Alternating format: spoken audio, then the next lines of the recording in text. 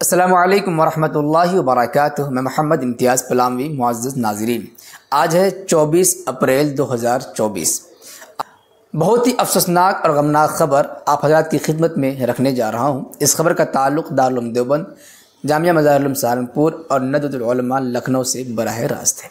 وہ خبر یہ ہے کہ حضرت مولانا عبدالعلیم فاروقی لکھنوی صاحب رحمۃ اللہ علیہ کا آج فجر کی نماز سے کچھ دیر پہلے انتقال ہو گیا ہے۔ انا للہ و انا الیہ راجعون۔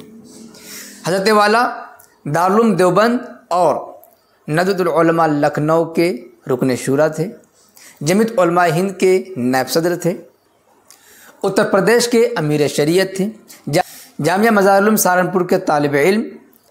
حضرت والا کا انتقال پوری ملت اسلامیہ کے لیے ناقابل تلافی خسارہ ہے۔